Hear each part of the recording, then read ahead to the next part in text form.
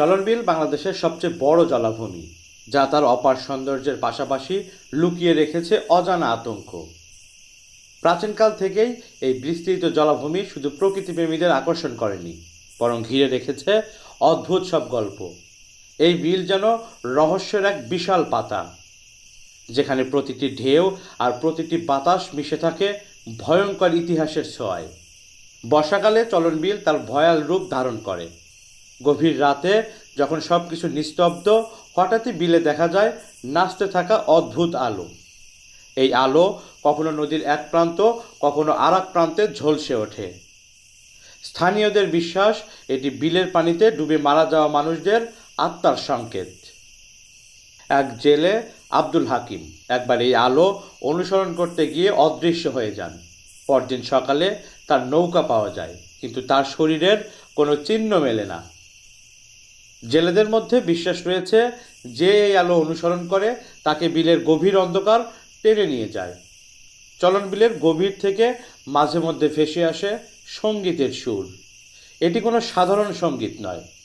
জেলেদের ভাষায় এটি এতটাই মোহনীয় যে যারা এটি শোনে তারা যেন মন্ত্রমুগ্ধ হয়ে সব কাজ ফেলে দিয়ে শুধু শুনতে থাকে। কিন্তু এর পরিণতি হয় ভয়াবহ। 2020 সালে শওকত নামে এক জেলে রাতের সঙ্গীত শুনে অজ্ঞান হয়ে পড়েন। সকালে তার সঙ্গীরা তাকে পানিতে ভাসমান অবস্থায় উদ্ধার করে।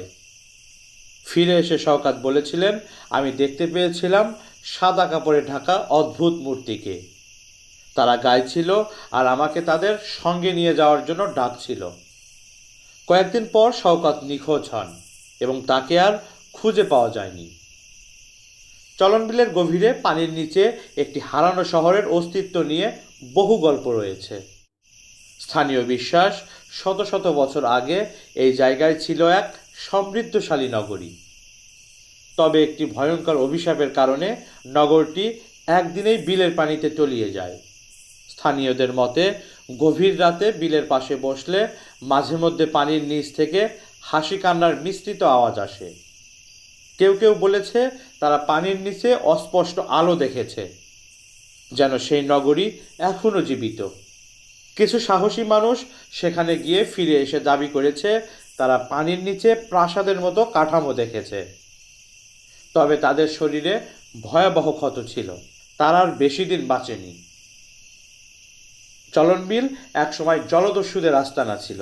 জনশ্রুতি আছে বিলের গভীরে তারা তাদের ধন সম্পদ লুকিয়ে রেখেছিল। তবে সেই ধন পাহারা দেয় অদৃশ্য শক্তি। যারা সেই ধন খুঁজতে যায় তারা কখনো আর ফিরে আসে না। 1987 সালে কিছু অনুসন্ধানকারী বিলের গভীর অংশে ডুব দিয়ে একটি বিশাল সিন্দুকের দেখা পেয়েছিল, কিন্তু সেই সিন্দুক স্পর্শ করার পরই তারা অজ্ঞান হয়ে পড়ে। তারা জানায় সিন্দুকের কাছাকাছি গিয়েই তারা এক প্রচণ্ড শীতলতার অনুভব পায় এবং অস্পষ্ট ছায়ামূর্তির হাত তাদের চারপাশ ঘিরে ধরে। চলন বিলের আশপাশের গ্রামগুলোতে এমন অনেক গল্প শোনা যায়, যেখানে রাতের বিলে যাওয়া মানুষ আর ফিরে আসেনি। তাদের নিখোঁজ হওয়ার কারণ আজও অজানা। কেউ কেউ দাবি করে তারা রাতের বিলের পানির উপর দিয়ে চলতে থাকা ছায়ামূর্তি দেখেছে। তাদের শরীর মানুষের মতো হলেও মুখ ছিল অস্পষ্ট এবং বিকৃত। এক কৃষক একবার রাতের বিলে হেঁটে যাওয়ার সময় শুনেছিলেন তার পেছনে কারো পায়ের আওয়াজ। তিনি ফিরে তাকালে দেখেন একটি বিকৃত মুখওয়ালা ছায়া তাকে দেখছে।